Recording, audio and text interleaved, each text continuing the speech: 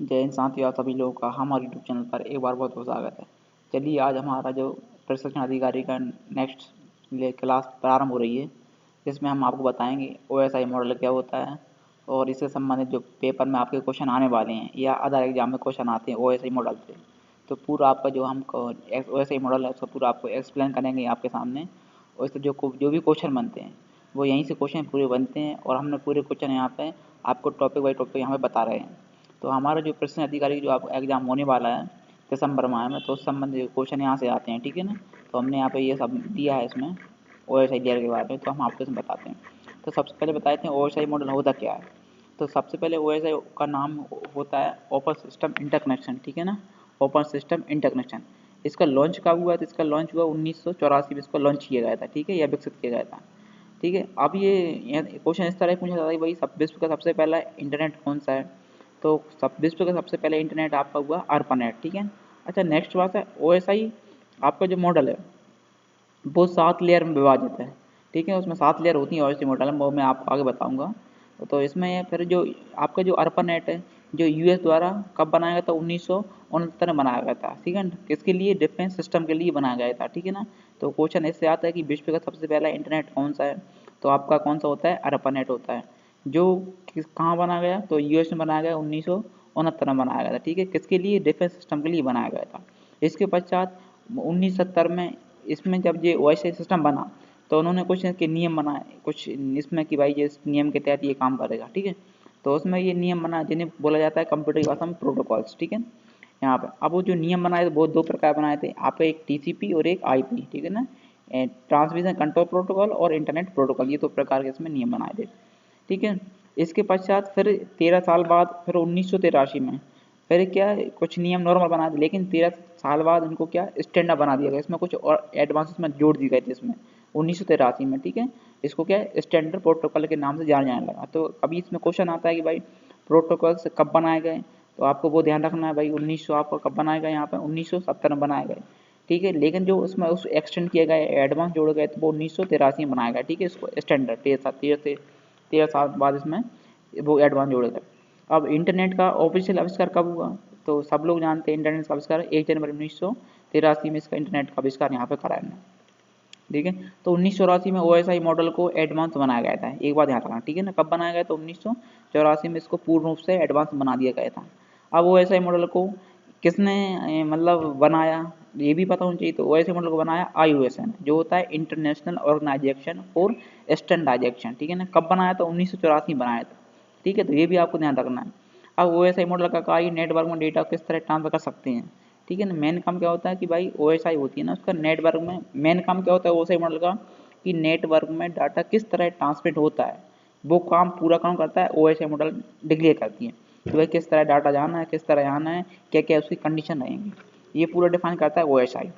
अब OSI model एक क्या है? रेफरेंशियल मॉडल है या कॉन्सेप्चुअल मॉडल भी कहा जाता है इनको, ठीक है। तो कभी क्वेश्चन आया कि भाई OSI मॉडल को किस नाम से जाना जाता है?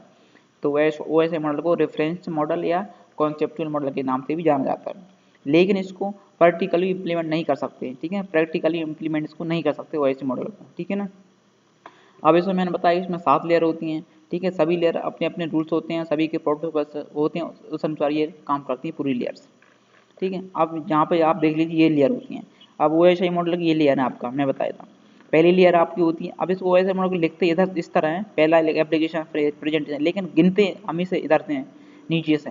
पहला होता है physical layer, data link layer, third आपका नेटवर्क लेयर, फोर्थ आपका ट्रांसपोर्ट लेयर, और आपका 5 आपका सेशन लेयर, और 6 आपका प्रेजेंटेशन लेयर, और 7 आपका एप्लीकेशन लेयर। जब भी क्वेश्चन हमेशा पूछा जाए पेपर में क्वेश्चन आए तो आपको नीचे से बताना है, ठीक है। ये क्वेश्चन ऐसा आता है कि OSI मॉडल में 5वीं लेयर कौन सी होती है? तो सेशन लेयर। चौथी लेयर कौन सी होती है? तो ट्रांसपोर्ट लेयर। वो आपको यहाँ से बताना है, ठीक है। नीचे से हमेशा आपको यहाँ से करना है, ठीक है, ठीक है। और फिर एक होती है आपको OSI मॉडल में, फिर इसको क्या है इन्होंने TCP/IP जब बना था तो उस समय इसने इन लेयरों को 4 लेयर में विभाजित कर दिया था, ठीक है ना। इसमें पहले लेयर थी नेटवर्क इंटरफेस लेयर, जिसमें डाटा लिंक लेयर और फिजिकल लेयर दोनों को यहाँ कॉम्बिनेशन कर दिया गया था। फिर नेक्स्ट ये आपकी इंटरनेट लेयर, जिसको नेटवर्क लेयर के नाम जाना जाता था। फिर आपकी इसमें थी next host to host layer, इसको ट्रांसपोर्ट लेयर के नाम से जाना जाता था।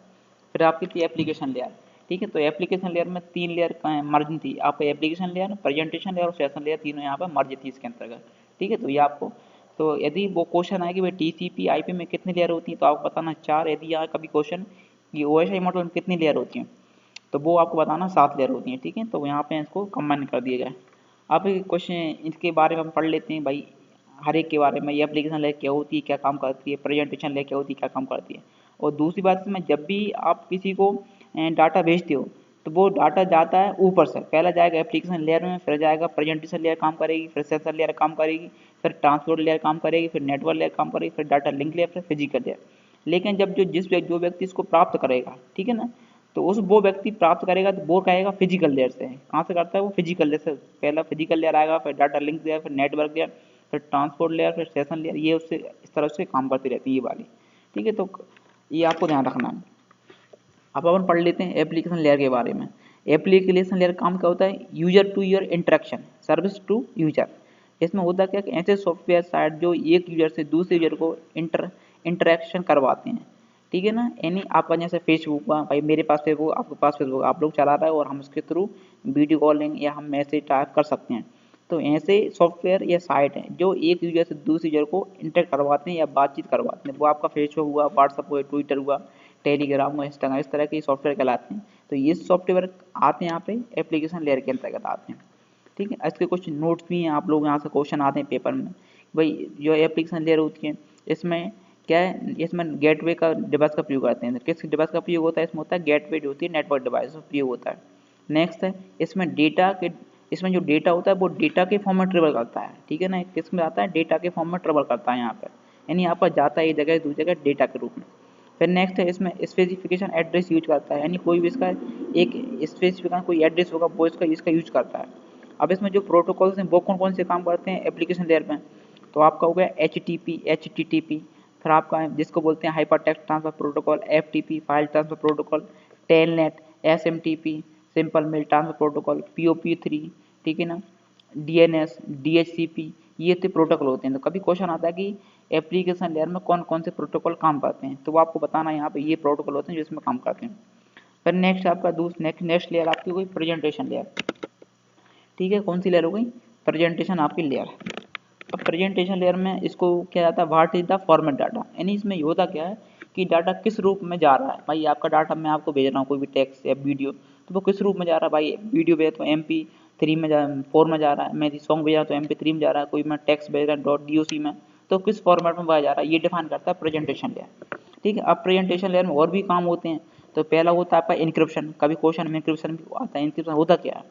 तो इसका अर्थ होता है कि डाटा नेटवर्क में डाटा भेजने जाने के पहले उसको इनक्रिप्ट करना, यानी मतलब सिक्योर करना, जैसे कि इस ऐसे फॉर्मेट बदलना ताकि कोई भी हैकर उससे डाटा को रीड या एक्सेस ना कर सके। ठीक है, यानी क्या होता है जब भी कोई आप डाटा भेजते हैं एक जगह दूसरी जगह, तो इनक्रिप्शन होता है उस समय कि ताकि हमारा डाटा सही व्यक्ति तक पहुंच जाए और बीच में कोई हैक या उसको एक्सेस ना कर सके, तो वो कहलाता है इनक्रिप्शन। ठीक है ना, फिर होता है एक डिक्रिप्शन। तो डिक्रिप्शन क्या होता है कि इनक्रिप्ट किए हुए डाटा को, जो भी डाटा हमारे पास आएगा इनक्रिप्ट किया हुआ, उस डाटा को उसके पुनः रूप में लाना, ओरिजिनल रूप में लाना, ये कहलाता है आपका डिक्रिप्शन। ठीक है, यहाँ से आपको पासवर्ड डाल के भेजा तो मैं पासवर्ड डाल के उसको ओपन करूँगा मैं, ये होता है डिक्रिप्शन। तो इस संबंधित क्वेश्चन पेपर में बहुत आते हैं। फिर एक होता है कंप्रेशन। कंप्रेशन क्या होता है? डाटा की साइज को छोटा करके भेजना, यानी किसी भी डाटा की PDF साइज छोटा करते हैं तो वो कहलाता है कंप्रेशन। तो इसमें यही बताया मैंने, यह डाटा को कहीं भी भेजने के लिए डाटा का आकार छोटा कर देती है जिससे डेटा आसानी से भेज जाता है। इसमें एल्गोरिथम का उपयोग किया जाता है। ठीक है, जैसे जिप आपने देखा होगा, जिप फाइल जिसमें बहुत सारी डाटा फाइलों को छोटा कर लेते हैं, RR ये भी फाइल होती है। फिर होता है डीकम्प्रेशन। डीकम्प्रेशन क्या होता है कि जिसमें डेटा को पुनः उसके सही रूप में लाने, आपने मुझे डेटा छोटा करके भेजा लेकिन फिर मैं उसी रूप में उसको बड़ा करूँगा, तो ये कहलाता है आपका डीकम्प्रेशन के अंतर्गत ये रहता है। फिर नेक्स्ट होता है इसी में आपका इनकोडिंग। इनकोडिंग क्या होता है? इसमें डेटा को ऐसे रूप में परिवर्तित करती है जिससे कि अन्य यूजर या मशीन नहीं समझ पाती। मान लो मुझे किसी को डेटा भेजना, मैं चाह रहा हूँ किसी को यदि दूसरे को मिल भी जाए तो वो इसको समझ नहीं पाएगा मेरी भाषा को, वो ही समझ पाएगा जिसको इसको नॉलेज है, तो वो होता है इनकोडिंग। और आपका एक तो डिकोडिंग।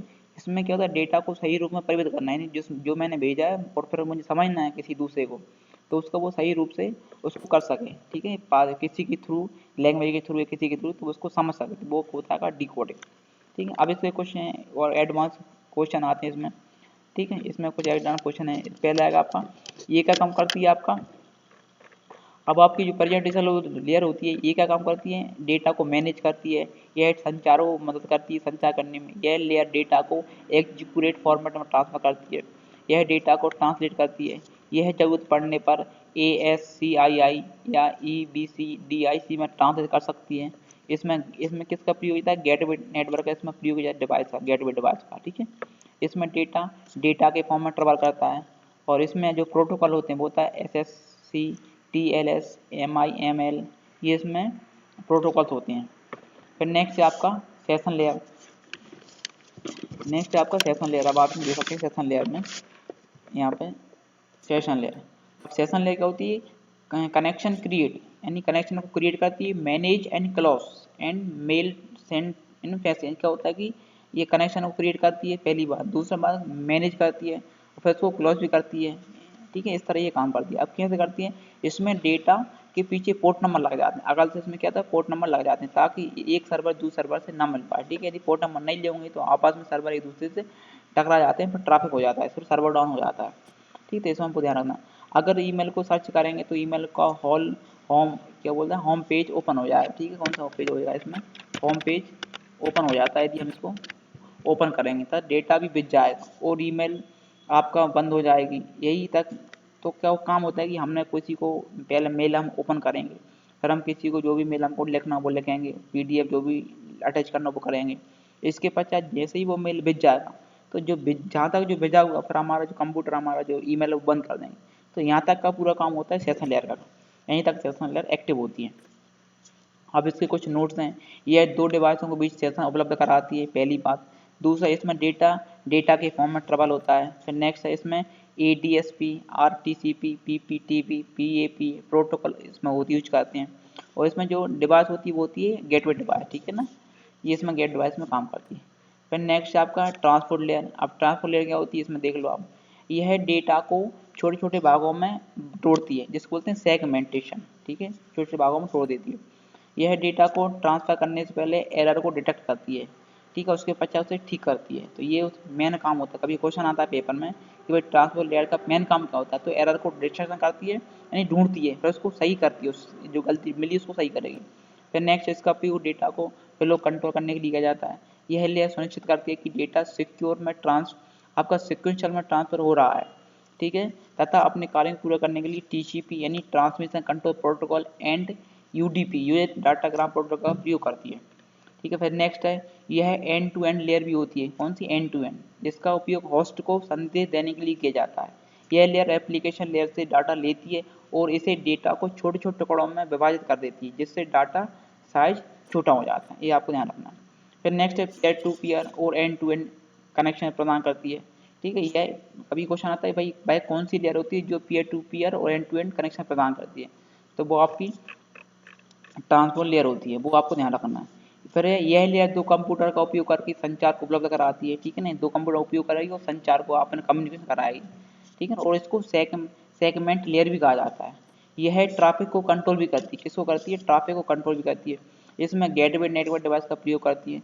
इसमें डाटा सेगमेंट में जाता है, किस में जाता है, सेगमेंट के रूप में जाता है। और यह पोर्ट एड्रेस का उपयोग करती है, ये आपको बताना। अब इसमें 2 चीज़ और है इसमें, एक होता है आपका जो प्रोटोकॉल होते हैं इसमें, तो ट्रांसपोर्ट लेयर में 2 प्रोटोकॉल काम करते हैं, एक होता है TCP प्रोटोकॉल, एक होता है UDP प्रोटोकॉल। अब TCP क्या होता है, इसका कार्य डेटा को रिसीवर तक पहुंचाना एवं जानकारी लेना आदि काम होता है आपका TCP का। लेकिन जो UDP होता है इसमें डेटा पहुंच भी जाता है और नहीं पहुंचता है, ठीक है, यानी बोलते हैं नो एक्नॉलेजमेंट, ठीक है। और फिर नेक्स्ट है TCP में, इसमें डाटा यदि नहीं पहुंचा तो उसको पुनः प्रयास किया जाता है, लेकिन UDP में इसमें डाटा यदि नहीं पहुंचा तो पुनः प्रयास नहीं करता है। और TCP आपका धीमा होती है और ये आपकी UDP फास्ट होती है। ये कनेक्शन ओरिएंटेड है, ये कनेक्शन लेस है, आपको ये आप ध्यान रखना। अब इसमें कुछ क्वेश्चन आ जाते हैं भाई, HTTP पोर्ट नंबर कितना होता है, इसका 80 होता है। FTP का पोर्ट नंबर 21 होता है। DHCP का पोर्ट नंबर 97 होता है। DHCP क्लाइंट पोर्ट इसका नंबर होता है 68। फिर ये भी क्वेश्चन इसमें पूछ लेते हैं। अब आपका नेक्स्ट है नेटवर्क लेयर के बारे में। नेटवर्क लेयर क्या होती है, तो यह OSI मॉडल की तीसरी लेयर होती है। इस लेयर में स्विचिंग और राउटिंग जैसी तकनीक का प्रयोग करते हैं, ठीक है। तो कभी क्वेश्चन आता है कि भाई नेटवर्क लेयर में किन किन डिवाइसों का प्रयोग होता है, तो स्विचिंग और राउटिंग, ठीक है ना। इसमें डेटा पैकेट के रूप में, इसमें जो डाटा जाता है वो किस रूप में जाता है, पैकेट के रूप में। सेगमेंट में डाटा डाटा किस में जाता है, वो जाता है ट्रांसपोर्ट लेयर में, ठीक है ना। तो इसमें डाटा डाटा डाटा जाता है आपका पैकेट के रूप में। पैकेट रूम में जाएगा, सोर्स और डेस्टिनी तक पहुंचने के लिए किया जाता है। यह लेयर डेटा पैकेट को डेस्टिनी तक पहुंचने के लिए लॉजिक एड्रेस का प्रयोग करती है, ठीक है। किसका उपयोग करती है, कभी क्वेश्चन आता है कि भाई नेटवर्क लेयर कौन से एड्रेस का प्रयोग करती है, तो वो करती है लॉजिक एड्रेस का प्रयोग करती है आपकी, ठीक है। इसका प्रयोग डिवाइस की लोकेशन को ट्रैक करनी है, यानी मान लो आपका मोबाइल है वो कहीं गुम जाता है, तो जब भी हम कोई भी लोकेशन को शेयर करते हैं या ट्रैक करते हैं तो वो आईपी एड्रेस के थ्रू करते हैं, ठीक है। तो इसमें उपयोग डिवाइस के लोकेशन को ट्रैक करने के लिए किया जाता है, जैसे आपका आईपी एड्रेस के थ्रू करते हैं। दूसरा होता है आईसीएमपी यानी इंटरनेट कंट्रोल मैसेज प्रोटोकॉल। इसके तहत आपके डिवाइस को, गुमी हुई डिवाइस को ट्रैक करने के लिए किया जाता है, या लोकेशन को, ठीक है। आपकी डिवाइस कहाँ है या किसी व्यक्ति की लोकेशन को इससे आप ट्रैक करते हैं आईपी एड्रेस से। इसमें कुछ नोट्स हैं, इसमें राउटर डिवाइस का कार्य करती है, ठीक है ना। इसमें कौन डिवाइस काम करती है, राउटर डिवाइस। इसमें डेटा पैकेट के रूप में जाता है। यह लॉजिक एड्रेस एवं आईपी एड्रेस का प्रयोग करती है, ठीक है। लॉजिक एड्रेस और आईपी एड्रेस का प्रयोग करती है। और इसमें भी आपका IPv4 IPv6 का प्रयोग होता है, ठीक है, ये काम करता है। अब आप जाओ नेक्स्ट आपका डाटा लिंक लेयर। अब डाटा लिंक लेयर क्या होती है, data link layer OSI model में डाटा लिंक लेयर दूसरी लेयर होती है। इसे फ्रेम यूनिट भी कहा जाता है, इसे बोलते हैं फ्रेम, यानी इसमें डाटा के ऊपर क्या फ्रेम चला जाता है एक प्रकार से, इसके इसलिए इसे फ्रेम यूनिट भी बोला जाता है। डेटा लिंक लेयर में नेटवर्क लेयर द्वारा भेजे गए पैकेट को डिकोड या इनकोड किया जाता है। साथ ही यह लेयर यह भी कंफर्म करती है कि सभी पैकेट एरर फ्री हों या मुख्य रूप से डिवाइस की यूनिट आइडेंटिफिकेशन के लिए जिम्मेदार होती है, ठीक है। दूसरा क्या है, इसमें दो और आपके आ जाते हैं कंट्रोल। एक होता है लॉजिकल लिंक कंट्रोल, एक होता है आपका मीडिया एक्सेस कंट्रोल, ठीक है ना। इसको बोलते हैं LLC, इसको बोलते हैं MMC, ठीक है ना, वो आपको ध्यान रखना। अब जो लॉजिक लिंक कंट्रोल लेयर होता है, यह लेयर पैकेट को रिसीव कर नेटवर्क लेयर पर ट्रांसफर करने के लिए जिम्मेदार होती है। यह पैकेट को फ्लो कंट्रोल प्रदान करती है, ठीक है ना। दूसरा क्या, यह लेयर लॉजिक लिंक लेयर और नेटवर्क की फिजिकल लेयर के बीच कड़ी है। इसका उपयोग पैकेट को नेटवर्क पर ट्रांसफर करने के लिए किया जाता है, ठीक है। इसका उपयोग होता है पैकेट को नेटवर्क में ट्रांसफर करने के लिए किया जाता है। अब इसमें कुछ नोट्स हैं इसके कि data link layer physical layer free आपका फ्रेम के रूप में डाटा को सेंड करती है। डाटा लिंक लेयर एक हैंडलर को फ्रेम में जोड़ती है। डाटा लिंक लेयर मुख्य कार्य फ्लो कंट्रोल और एरर करना होता है इसका मुख्य कार्य, ठीक है ना, flow control. Data link layer के टेबल में रखी जाने वाली वैल्यू CRC को जोड़कर एरर को प्राप्त करती है। तो ये आप लोग यहाँ से पढ़ लेना। इसमें भी है आपका, इसमें जो अच्छा डिवाइस का प्रयोग होता है वो होती है ब्रिज और स्विच। क्वेश्चन आता है पेपर में कि ऐसी कौन सी लेयर होती है जिसमें ब्रिज और स्विच डिवाइस का प्रयोग किया जाता है, तो आपका होता है आपका, ठीक है। तो आपको इसमें ध्यान रखना डाटा लिंक लेयर में हमारा इसका प्रयोग किया जाता है आपका, ठीक है। फिर इसमें जो प्रोटोकॉल होते हैं वो तो इथरनेट, आपका VLAN, ATM, ARP, SLIP, PP protocol होते हैं ये। और इसमें फिजिकल एड्रेस या मैक एड्रेस दोनों होते हैं, ठीक है ना। फिजिकल एड्रेस और मैक एड्रेस दोनों काम करते हैं आपके, ठीक है, डाटा लिंक लेयर में, ये आपको ध्यान रखना है। फिर आपका नेक्स्ट है आपका फिजिकल लेयर, ठीक है। आप फिजिकल लेयर बताए थे, इसमें नेटवर्क इंटरनेट सॉफ्टवेयर को टच कर सकते हैं, जैसे आपका केबल है, कंप्यूटर हुआ, हब हुआ, कनेक्शन हुआ, राउटर, ये सब होते हैं आपके फिजिकल लेयर में। अब इसमें ही पढ़ लेते हैं, यह लेयर फिजिकल तथा इलेक्ट्रिकल कनेक्शन के लिए जिम्मेदार रहती है, जैसे वोल्टेज, डेटा रेट्स आदि। इस लेयर में डिजिटल सिग्नल इलेक्ट्रिकल सिग्नल में बदल जाता है। किसमें डिजिटल सिग्नल इलेक्ट्रिकल में बदल जाता है। इस लेयर में नेटवर्क की टोपोलॉजी अर्थात लेआउट को नेटवर्क का आकार भी माना जाता है। यह लेयर का उपयोग अलग अलग डेटा बिट को, यानी इसमें जो डाटा का ट्रांसफर होता है वो होता है बिट के रूप में। किस रूप में होता है, बिट के फॉर्म में होता है, ठीक है ना। एक कंप्यूटर से दूसरे कंप्यूटर में ट्रांसफर करने के लिए इसमें किया जाता है। यह मॉडल आयुष मॉडल की सबसे नीची लेयर होती है, ठीक है ना। और यह लेयर फिजिकल कनेक्शन को स्थापित और मेंटेन भी करती है। यह लेयर डेटा को ट्रांसफर करने के लिए इलेक्ट्रिकल, मैकेनिकल और प्रोड्यूसर इंटरफेस का कार्य भी करती है, वो आपको ध्यान रखना है। इस लेयर में पावर प्लग कनेक्शन रिफर्स आदि का प्रयोग किया जाता है। यह लेयर डिजिटल सिग्नल को एनालॉग बिट में कन्वर्ट करती है। क्वेश्चन यहीं से आता है कि भाई कौन सी लेयर होती है जो डिजिटल सिग्नल को एनालॉग सिग्नल में कन्वर्ट करती है, ठीक है। तो आपकी होती है, ठीक है ना, वो आपको यहाँ से बताना। अब नेक्स्ट है आपका, इसमें जो डिवाइस काम करती हैं वो होती है आपकी हब होती है और रिपीटर होती है, ठीक है। दो डिवाइस काम करती हैं, हब और रिपीटर आपकी फिजिकल लेयर पे यहाँ पे ये काम करती हैं।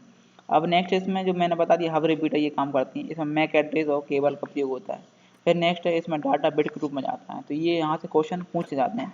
तो आपके जो भी आपका TO का पेपर हुआ, कोपा का या अदर एग्जाम हुए कंप्यूटर वाले, तो यहाँ से क्वेश्चन बनते हैं।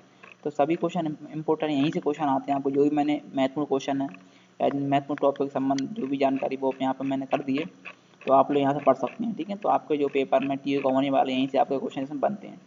ठीक है, यदि हमारी वीडियो आपको अच्छी वीडियो को आप सब्सक्राइब करें और बेल आइकन पर क्लिक कर लें ताकि हम जब भी कोई वीडियो बनाएं आपके यूट्यूब पर सबसे पहले आए। ओके, फिर मिलते हैं नेक्स्ट वीडियो में नेक्स्ट एक साथ। थैंक्स।